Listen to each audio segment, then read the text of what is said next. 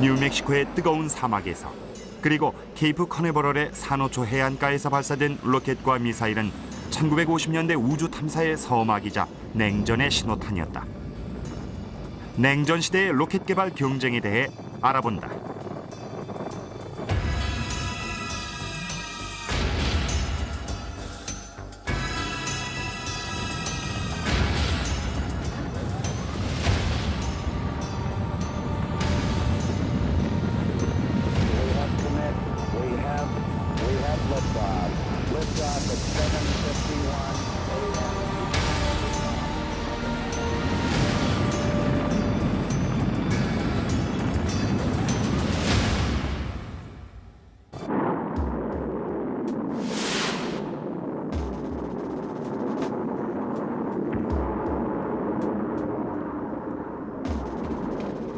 (1945년 10월) 마지막 V2 로켓이 유럽의 하늘 위로 치솟아 올라갔다. 하지만 이번엔 런던과 앤트워프 등이 타격 목표가 아니었다. 순전히 과시용이었다.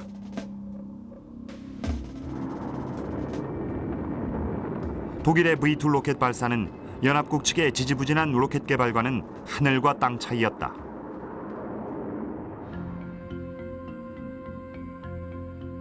미국의 로켓 연구는 독일의 로켓 개발에 대한 대응 차원에서 시작한 지 불과 1년째에 접어들었다.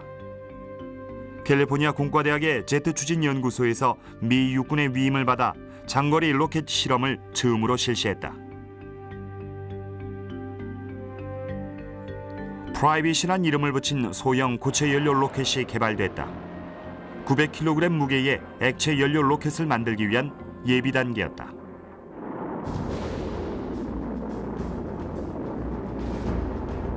V2 로켓을 실제로 입수하게 된 미 육군 병기사령부에선 그 복잡한 내부를 보고 놀라움을 금치 못했다. 1945년 7월 뉴멕시코주 화이트 샌즈에 미사일 실험장을 세웠다. 헤르메스란 이름의 프로젝트에 따라 고온 터빈 기술의 선두주자인 제너럴 일렉트릭사에게 V2 로켓의 내부 구조를 철저하게 분석 연구해 그보다 더 발전된 로켓을 설계하도록 하는 임무를 맡겼다.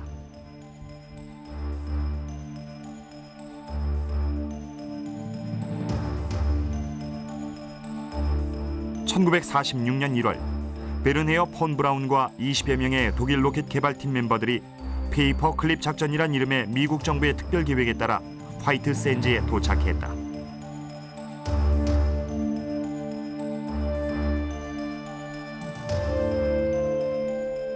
이들의 임무는 미국의 V2 연구 프로젝트를 지원해 당시 독일에 비해 걸음마 수준에 불과했던 미국의 미사일 개발을 끌어올리는 것이었다.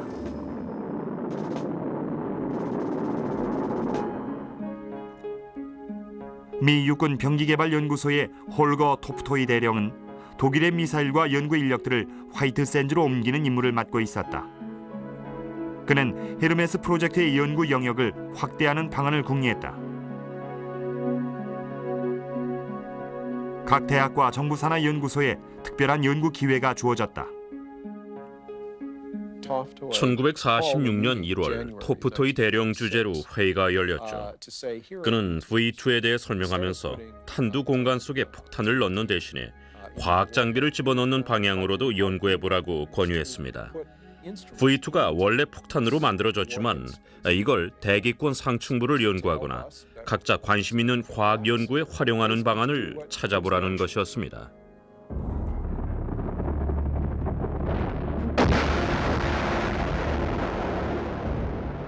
탄도미사일은 예측 불허의 위험이 있기 때문에 미 육군은 지상에서 가장 튼튼한 구조물을 만들었다.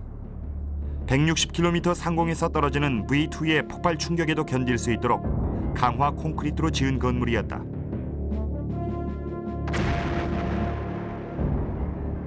지붕은 두께가 8m였다.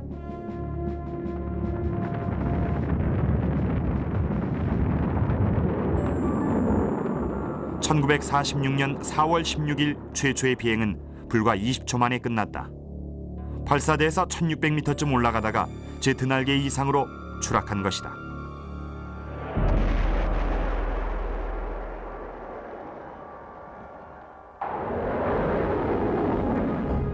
하지만 한 달 뒤에 두 번째 V2가 발사됐다.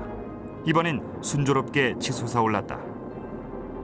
우주 탐사의 시대가 다가온 것이다.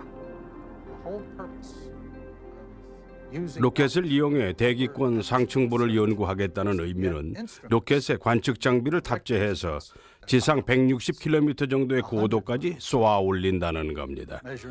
거기서 온도와 압력, 대기 밀도 등을 측정하고 전리층의 전자도 측정하고요. 거대한 탄두 공간 속엔 다양한 과학 장비를 가득 집어넣을 수 있었다. 그러다 보니 V2 로켓의 무게가 원래 설계 하중보다 거의 1톤 정도 더 늘어났다.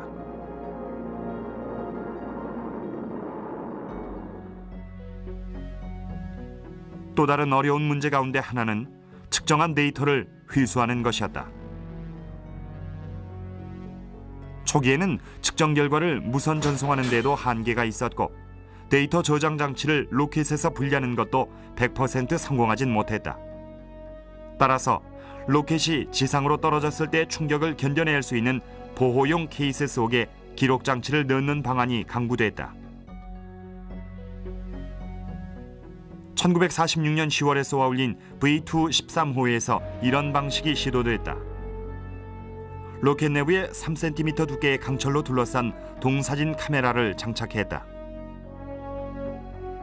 카메라는 추락대 충격으로 다 부서졌지만 안에 들어있던 필름은 완벽한 상태로 회수됐다. 그 필름 속에 담긴 동영상 속엔 지구의 곡률이 고스란히 드러났다. 지구에 대한 연구의 획기적인 순간이었다. V2는 최초의 우주 생체 실험도 수행했다. 1948년 6월에 가속도와 무중력이 생물에게 미치는 영향을 측정하는 실험이 실시됐다.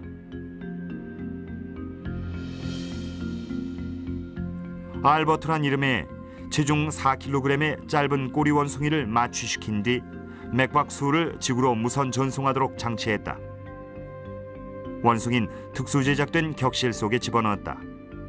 세계 최초의 비행사를 위해 견고하게 만든 방이었다.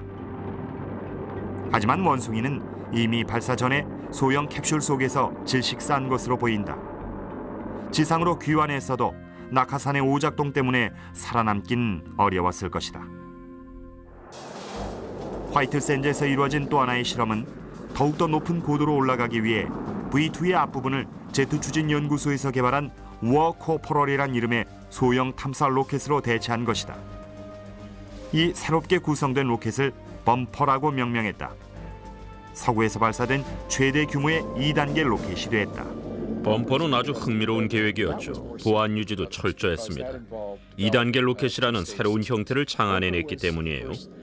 범퍼는 기존의 한계를 뛰어넘어 더 높은 고도로 올라가기 위한 최초의 노력이었죠. 1949년 2월에 발사된 범퍼 5호는 저 어두운 우주 공간을 향해 지상 390km까지 올라가는 기록을 세웠다. 미국의 기술력과 노하우는 공포의 무기를 우주 탐사의 도구로 바꿔놓은 것이다.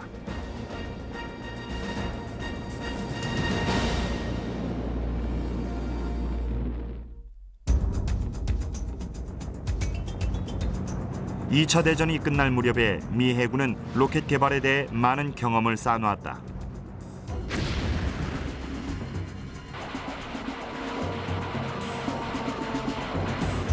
미국은 일본의 필사적인 가미가제 공격을 분쇄하기 위해 대공유도 미사일의 연구 개발에 나섰다.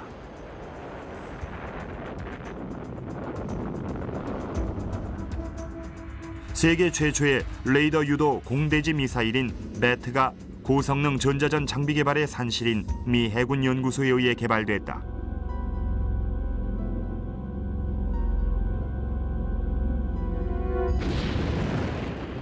해상에서 레이더와 장거리 무전교신의 사용이 늘어나면서 고공에 대한 연구가 함대 작전의 중요한 요소가 됐다.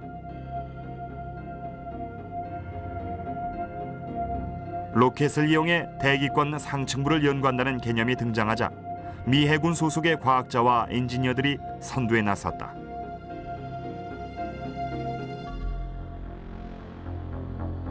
미 해군 연구소는 화이트 샌즈에서 이루어진 V2 로켓 실험 가운데 거의 절반가량을 주도하거나 육군과 합동으로 실시했다.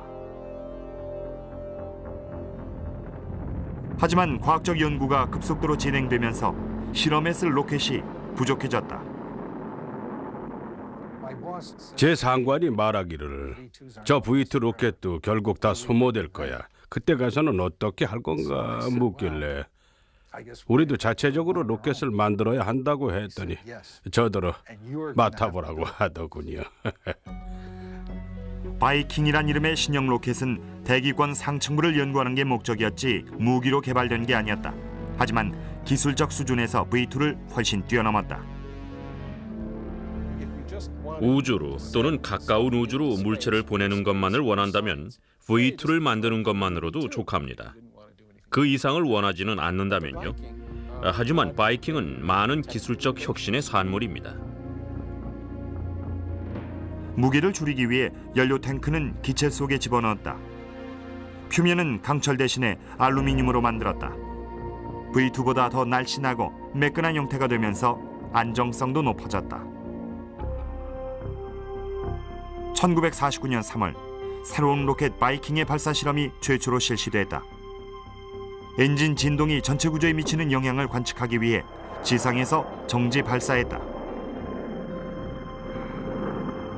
우리들끼리 농담으로 이런 말을 했습니다. 로켓은 골치 덩어리다.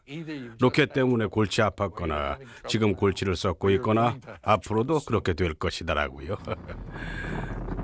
첫 번째 실험에 돌입한 지 30초 만에 터빈의 누출 사고로 꼬리 부분에 불이 났다.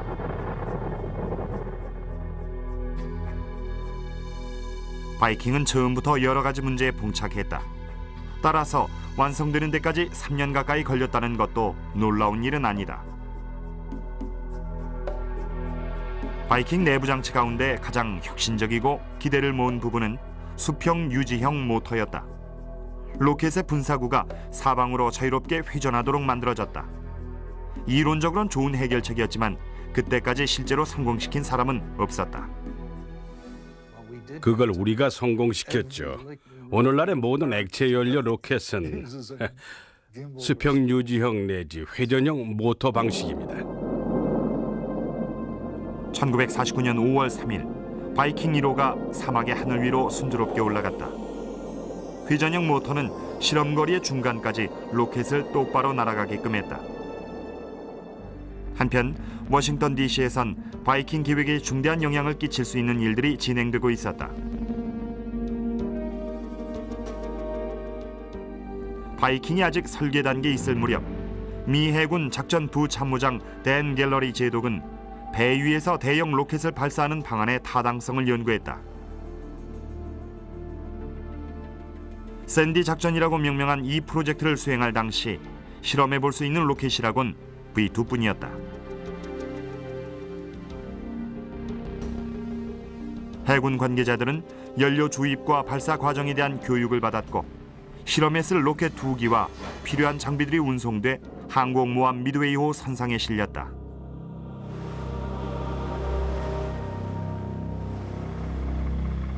미 해군에서 가장 큰 항공모함인 미드웨이호는 풍랑에 안정적이며 장갑 철판으로 만든 활주로를 갖추고 있었다. 로켓 발사 장소로서 이상적인 조건이었다. 각계의 요인들이 이 행사에 참석했다. 갤러리 제독은 장거리 미사일 개발을 강력하게 주장해왔다. 1947년 9월 6일 카리브해의 버뮤다 섬 남쪽 수백 마일 해상에서 V2 로켓이 카운트다운에 들어갔다. 이것이 처음이자 마지막이 됐다. 그런 일은 정말 생각하지도 못했을 일입니다. 저는 미드웨이호 상가판에 서 있었는데 V2 로켓이 가판 쪽으로 날아오더라고요. 다들 놀라서 반대쪽으로 피했습니다. 이 V2 로켓은 발사 각도가 오른쪽으로 45도 기울어진 채 어렵사리 올라가다가 4,500m 상공에서 폭발해버렸다. 갤러리 제독은 아주 실망했죠. 하지만 제가 바이킹 로켓을 개발하고 있다는 걸 알았습니다. 그래서 제 상관에게 이렇게 물어봤다고 합니다. 언제쯤 선상에서 바이킹을 발사할 수 있겠느냐고요. 저는 이렇게 말했죠. 지상 발사부터 해보고 한 4번째부터 선상 발사를 시도해보죠. 저는 속으로 곧 후회했습니다. 그럴 만한 계기가 아니었거든요. 1950년 5월 로젠 박사는 다시 바다에 나갔다. 이번엔 수상기 모함 노턴 사운드 호의 후가판에서 바이킹 4호를 발사하기 위해서였다.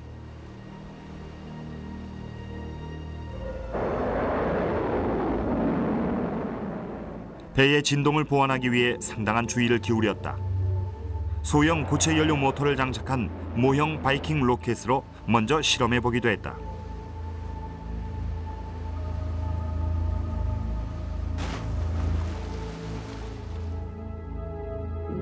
(1950년 5월) 하와이 남쪽 3,200km 해상이 정박한 노턴 사운드 호의 갑판에서 바이킹 4호 로켓이 발사됐다. 로켓은 65초 동안 하늘로 솟아올라갔다. 도달한 고도는 무려 170km에 이르렀다. 놀라운 성공이었다. 바이킹 로켓을 발사하는데 딱 12명이 일을 맡아서 했습니다. 요즘 케네디 우주센터에는 1,200명이 일합니다. 우리는 바이킹 로켓을 거의 수작업으로 만들다시피 했습니다. 그게 그래도 날아가는 걸 보면은 희열을 느끼죠. 더 작고 가벼운 로켓이 개발되면서 바이킹 로켓에 의한 대기권 연구는 1954년에 막을 내렸다. 더 작고 비용도 덜 드는 차세대 로켓으로 대체된 것이다. 하지만 바이킹 로켓을 만들면서 축적된 엔지니어링 경험은 그 이후 우주 탐사 시대와 냉전 시대를 이끌었던 막강한 미사일과 로켓을 만드는 데 밑바탕이 됐다.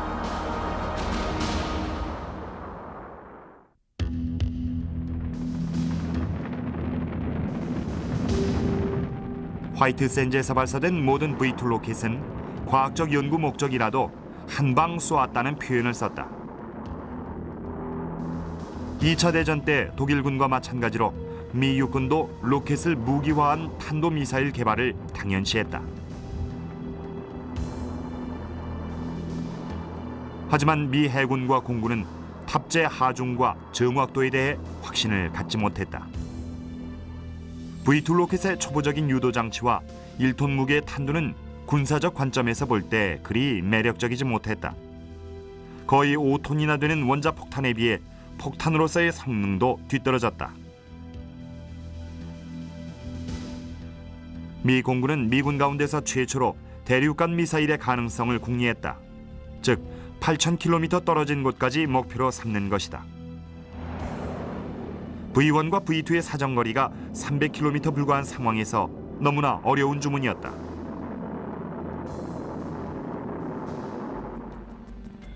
(1946년) 캘리포니아 남부에 위치한 콘베어 코퍼레이션이 탄도미사일 실험 장치를 개발하는 일을 맡았다. MX774 프로젝트라고 불리워졌다. 벨기에 태생의 과학자 캐럴 보사트 박사가 프로젝트 엔지니어를 맡았습니다. 그는 V2의 기본적인 설계 구성을 갖고 개조 작업을 했습니다. 그 중에는 V2에 있어서 아주 중요한 변화도 있었죠. 설계 구조 측면에서 보사트가 가장 먼저 신경 쓴 부분은 V2의 무게를 줄이는 것이었다. 원래 V2에 무겁고 단단한 기체 대신에 내부 팽창 방식의 가벼운 기체를 도입했다.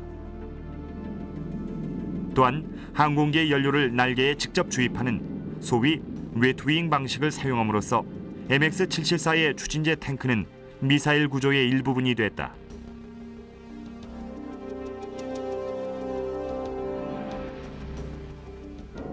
MX774는 미국 최초로 분리형 탄두 방식으로 설계된 미사일이었다.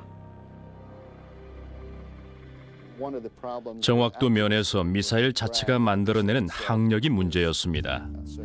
보사트 박사는 탄두를 분리한다는 개념을 도입했죠.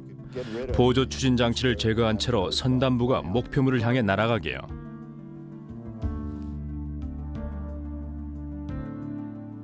동력 장치는 일종의 로켓 엔진으로서 처크 예거가 초음속 비행을 성공시킨 벨사의 X1기에서도 사용됐다. MX-774 로켓엔 4개의 모터가 사용됐으며 총 3.6톤의 추진력을 가졌다. 공군 내의 일부 과학자들은 외계로까지 날아가는 로켓을 운용하려면 여러 가지 복잡한 문제가 있다고 우려했다. 차라리 좀 더 비행기 형태를 가진 크루즈 미사일로 만들어 지구 대기권 안에서 날아가게 하자는 의견도 나왔다.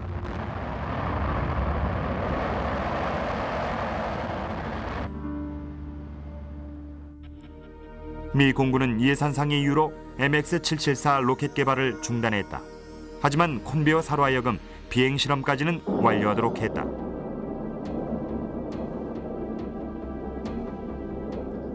세 대를 발사했는데 그리 멀리 날아가지도 높이 날아가지도 못했고 그리 대단한 실험 결과를 얻지도 못했습니다. 하지만 상당한 양의 데이터를 확보할 수 있게 됐죠. 보사트 박사가 이 미사일을 설계할 때 적용했던 기술적 혁신이 타당하다는 걸 증명했고요.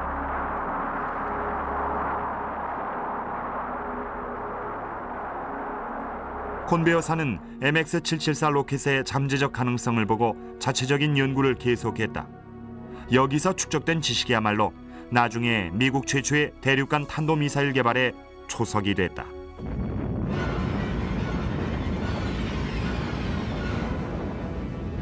미군은 좀 더 급박한 문제에 봉착하게 됐다.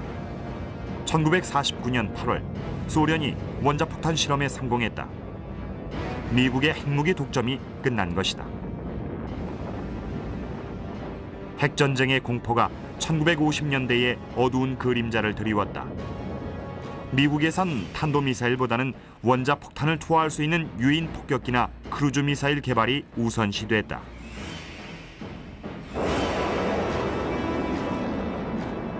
다양한 형태의 무기 개발이 이루어졌다. 하지만 실전에 배치된 것은 극소수다. 노드럽사의 스나크는 2개의 고체 연료 추진 장치로 발사되는 방식이었다. 발사 4초 후에 연료 추진 장치는 분리되고 미사일은 한 대의 제트 엔진 동력에 의해 순항 고도까지 올라간다. 유선형의 긴 날개와 12톤의 연료 적재량 덕분에 스나크는 10시간까지 날아갈 수 있었다. 나중에 날개와 동체는 분리되고 핵탄두만 목표물을 향해 날아간다. 개발하는 데 거의 10년이 걸렸다. 개발하는 과정에 이런 소문도 돌았습니다. 하도 실패를 거듭하니까 실험실 천정에서 떨어지는 물방울 때문에 스나크 내부에 이상이 생겨서 그렇다는 얘기였습니다. 물방울이 정확히 거기에 떨어진 적도 없는데 말이죠. 미 해군은 자체의 핵 공격력을 증강하는 수단으로 레귤러스 미사일을 개발했다. 그 미사일을 발사하기 위해서는 잠수함이 수면에 부상해 경납고를 열고 승조원들이 미사일을 꺼내서 발사대에 설치한 다음에 목표 방향을 조준해 발사했습니다. 상당히 거추장스러운 방식이었고 잠수함이 꼭 부상해야만 했죠. 1950년대의 크루즈 미사일 가운데 가장 앞서 나갔던 것은 미 공군용으로 만든 노스 아메리칸 에비에이션사의 나바호 미사일이다. 다른 크루즈 미사일처럼 고체 연료 추진 장치를 쓰는 대신에 나바호는 독일의 V2 로켓을 계승해 액체 연료 로켓 모터를 사용했다. 초음속으로 날아가다가 고도에 도달하면 크루즈 미사일 부분이 분리돼 목표물을 향해 날아갔다.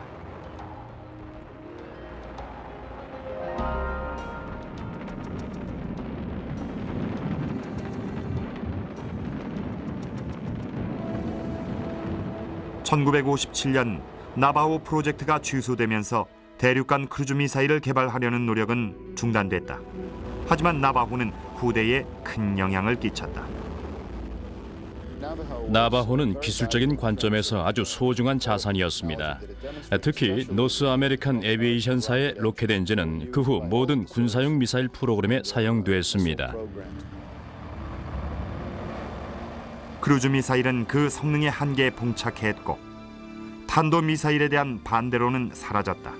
하지만 미국은 허비된 시간을 만회해야만 했다. 대륙간 탄도미사일의 시대가 다가왔다.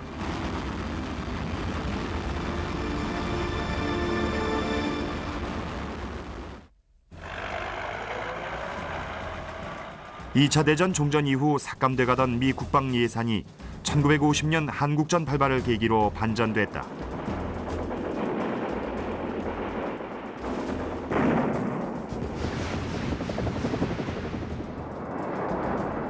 국방비 지출의 물꼬가 다시 트인 것이다.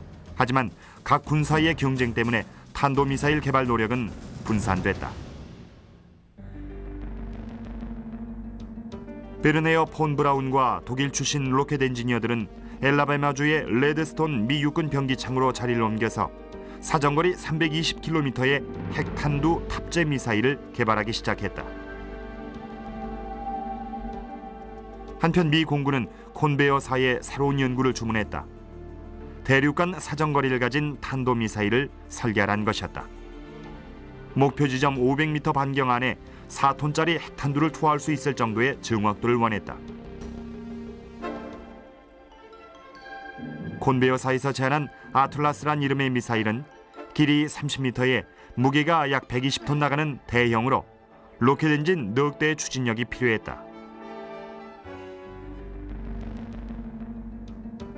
하지만 이 프로젝트는 미사일의 탑재 중량과 정확도에 대한 관료주의적인 논쟁 때문에 답보 상태에 빠졌다. 아틀라스의 미래는 어두웠다. 하지만 대통령의 직접 지시와 핵물리학의 획기적 발전으로 인해 길이 열렸다.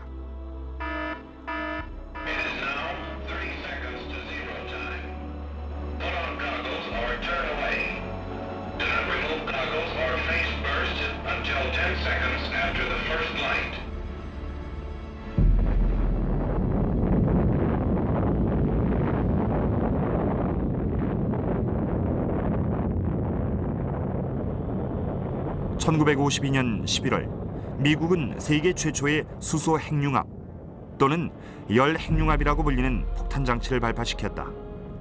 폭발은 TNT 10,000톤의 위력과 맞먹었으며 나가사키에 투하된 원자폭탄보다 1000배나 더 강력했다. 군사적 관점에서 볼 때 유일한 문제는 무게가 30톤이나 나가고 거의 집 한 채 크기란 점이었다.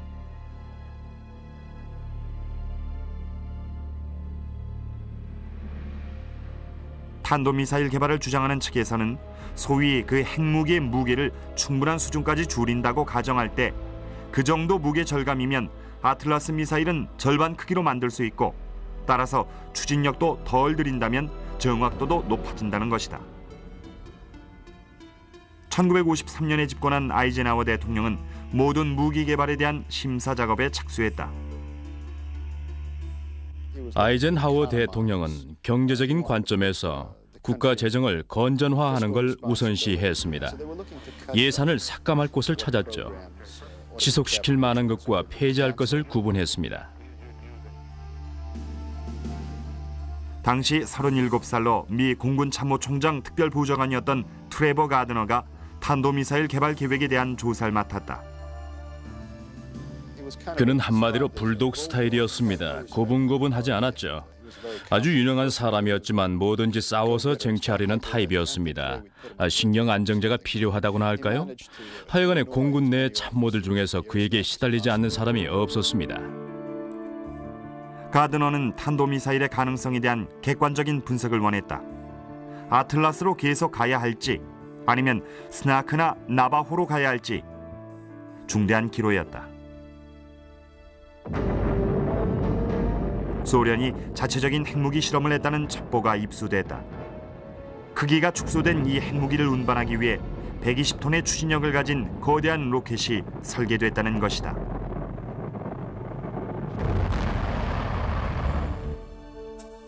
아틀라스 미사일의 운명은 1954년 초에 중대한 갈림길에 서게 됐다. 2월이 되자 공군의 지원하에 독립적인 연구소에서 실시한 조사 결과 장거리 탄도미사일이 충분히 가능하다는 결론이 나왔다.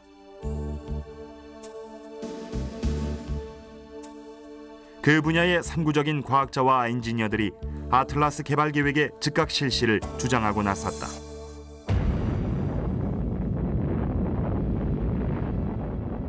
아틀라스 계획에 대한 논란은 1954년 3월 1일 남태평양에서 실시된 핵실험의 성과 앞에 사라지고 말았다. 미국도 소형 핵미사일을 갖게 된 것이다.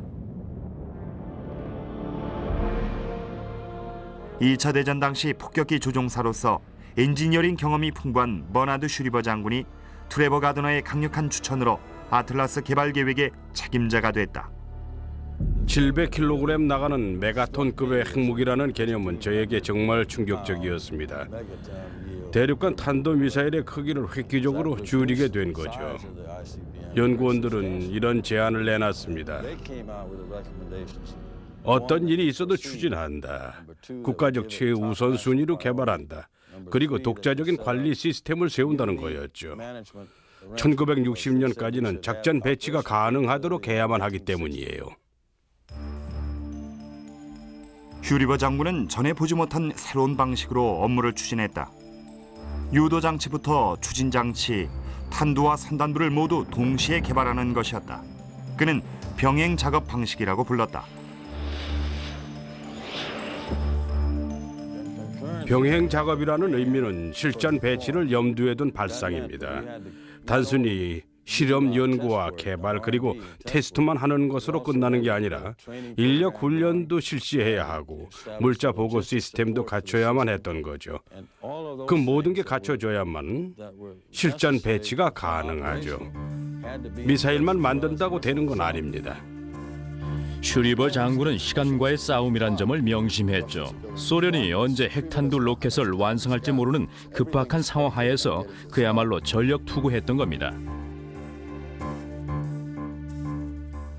엔지니어로서 나중에 TRW사의 공동 설립자가 된 사이먼 라먼은 아틀라스 미사일 개발 계획의 핵심 인물이었다. 그는 슈리버 장군의 특명을 받아 제작 과정을 지휘했다. 수많은 시스템과 서브 시스템을 위한 핵심적인 공업 기반을 만들어냈다.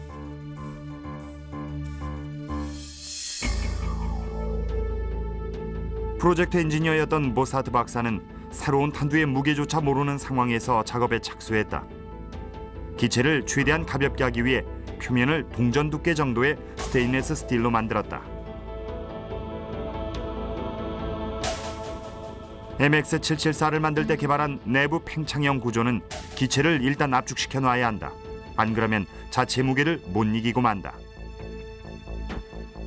폰 브라운 박사는 그게 도대체 타당한 것인지 의문을 제기했습니다.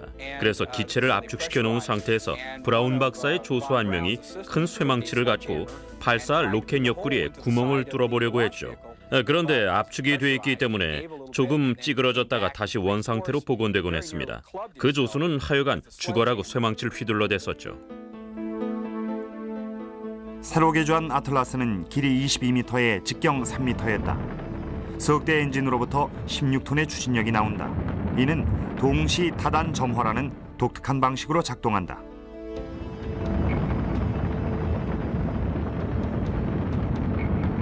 일단 아틀라스의 엔진 석대 모두가 지상에서 점화된다. 발사 후 2분이 지나면 두 대는 떨어져 나간다.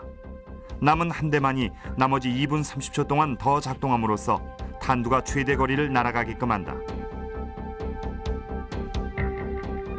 1957년 5월 아틀라스 1호가 콘베어사의 공장에서 플로리다주의 케이프 커네버럴로 옮겨졌다.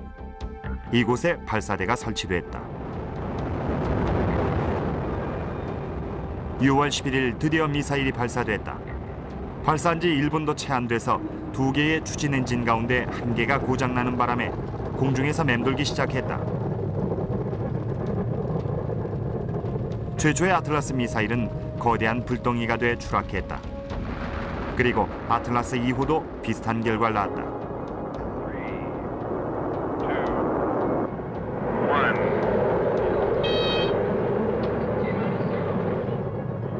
1957년 12월 세 번째 발사에서는 한 채 오차도 없이 사정권까지 솟아올랐다. 완벽한 성공이었다. 하지만 이제 시작이었다. 개발과 테스트가 빠르게 진행됐다. 50년대 말까지 정한 실전 배치 시한을 지키기 위해 분주했다. 시간은 자꾸 흘러갔다. 1959년 9월 캘리포니아의 반덴버그 공군기지에서 공군전략사령부 소속 미사일 요원들이 아틀라스 미사일을 처음 발사했다. 공군은 대륙간 탄도미사일이 실용화 단계에 이르렀다고 발표했다. 이들은 대륙간 탄도미사일이라고 자랑한 게 단 한 대뿐이란 사실은 밝히지 않았다. 하지만 곧 10대로 늘어났다.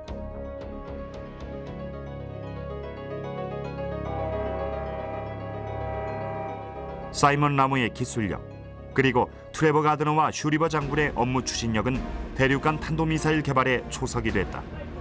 이는 미국 역사상 테크놀로지와 엔지니어링의 대성과물이었다.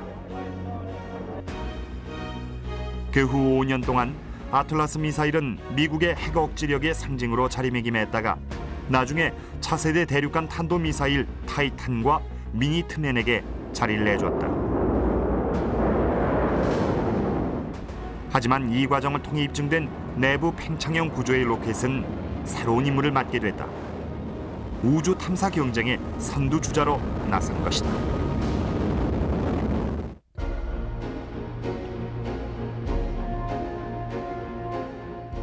2차 대전이 끝나고 10여 년 동안 소련은 탄도미사일 개발에 심혈을 기울였다. 장거리 폭격 능력이 우월한 서방 국가들에게 맞서기 위해서였다. 제1세대 원자폭탄과 수소폭탄의 엄청난 크기와 무게는 소련이 미사일을 설계할 때 가장 염두에 둔 부분이다. 당시 소련의 수소폭탄 탄두는 무려 5톤이나 나가는 무게였습니다. 그렇게 무거운 탄두를 발사하기 위해서는 아주 큰 추진 장치가 필요했습니다. 실로 대단한 크기였다. R7 부스터는 길이가 30m, 무게가 270톤이나 됐다. 로켓 엔진 32개가 지상에서 한꺼번에 점화되면서 엄청난 추진력을 냈다. R7은 세계 최초의 대륙간 탄도미사일이었지만 핵탄두보다는 다른 탑재물로 인해 더 유명해졌다. 지구 궤돌도는 최초의 인공위성이었다. Today, a new moon is in the sky, a 23-inch metal sphere placed in orbit by a Russian rocket. You are hearing the actual signals transmitted by the Earth-circling satellite, one of the great scientific feats of the age. 스푸트니크 1호는 군사적 위협은 아니었지만 그 수신기에서 들려오는 신호음은 미국인들에게 우주 경쟁에서의 패배감을 느끼게 했다. 미국 국민들은 미국이 과학과 기술력 면에서 소련에 많이 뒤지고 있다는 심각한 불안감을 느끼게 됐습니다. 이를 만회해야만 했죠. President Eisenhower reassures the nation that Russia's success with the first satellite does not indicate a serious lag in American rocket research. I consider our country's satellite program to be well designed and properly scheduled to achieve the scientific purposes for which it was initiated. 미국의 인공위성 계획은 국제 지구 물리학의 해와 때를 맞추어 인공위성을 발사하기 위해 그 2년 전부터 시작됐다. 육군에서는 폰 브라운 박사가 개발했고 이미 충분한 테스트 단계에 들어간 레드스톤 로켓을 사용하자고 제안했다. 레드스톤은 원자탄 탄두를 사정거리 320km까지 실어보내기 위해 설계된 로켓이었다. 길이 20m의 슈퍼급 V2라고 할 수 있었다. 다른 점은 알루미늄 판과 기내 연료 탱크를 도입했다는 점이다. 폰 브라운 박사가 만든 레드스톤을 개조하면 소형 위성 정도는 궤도에 올릴 수 있었다. 폰 브라운 박사가 그가 개발한 로켓이 거의 완성 단계에 왔다는 점에서 유리했습니다. 곧 완성할 수 있다고 장담했어요. 더구나 소련과 경쟁하고 있는 마당에 서둘러야만 할 입장이었죠. 하지만 폰 브라운 박사와 미 육군이 제안한 로켓은 해군 연구소에서 설계한 신형 로켓에 밀려 거부되고 말았다. 바이킹 로켓을 발전시킨 벵가드란 이름의 로켓이었다.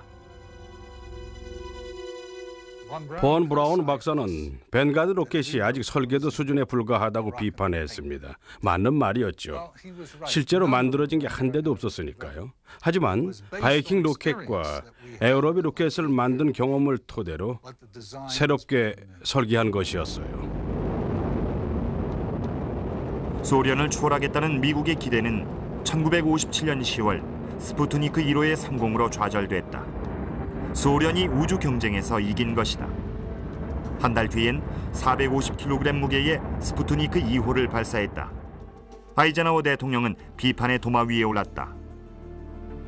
There is no doubt that in a few more years, the Russians will leave us behind and wave back. 새로 개발한 뱅가드 로켓으로 미국 최초의 인공위성을 띄우려던 계획은 갑자기 고위층의 지지를 잃고 말았다. 대신에 미 육군에게 레드스톤 로켓을 개조한 주피터 C 로켓을 긴급 준비하라는 명령이 떨어졌다. 미 육군의 탄도미사일 개발 책임자 존 메다리스 장군은 폰 브라운 박사에게 이 소식을 전했다. I promised the Secretary of the Army that we would be ready in 90 days or less. Let's go, Werner.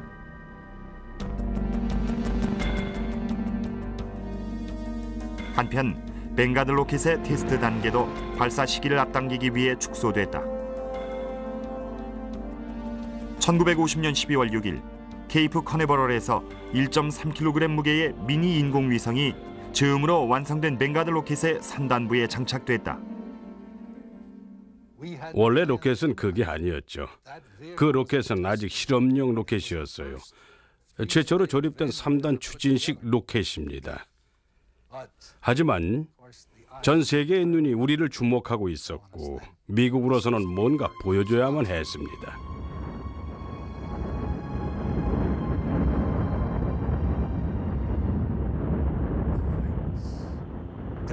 정말 가슴 아픈 실패였죠.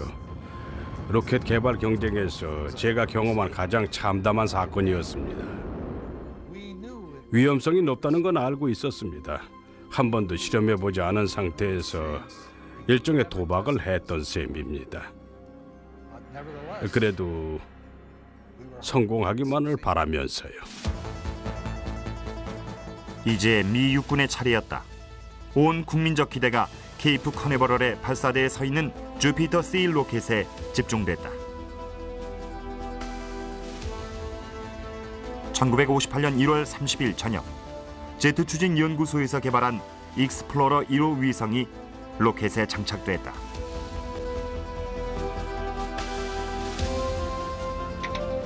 역사적인 발사 순간을 향해 카운트다운이 시작됐다. 7, 6, 5, 4, 3, 2, 1. Fire command. Fire command. Ignition. Maintain.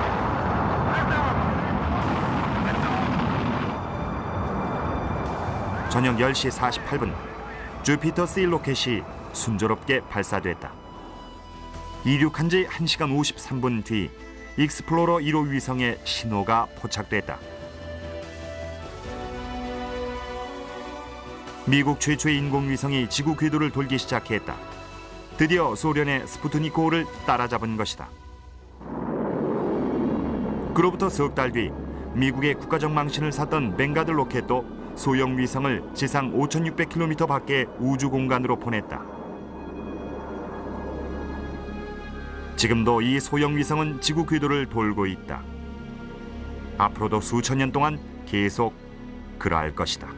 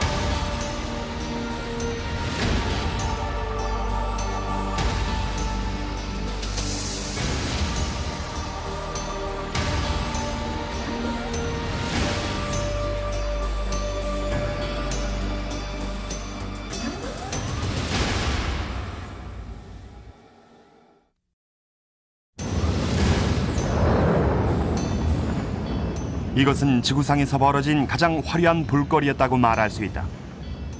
1억 8천만 마력의 동력을 내뿜는 로켓이 인간을 태우고 우주로 날아갔다. 이제부터 이 위대한 로켓들이 만들어지게 된 과정과 달을 먼저 정복하기 위한 미소 간의 치열한 경쟁에 대해 알아본다.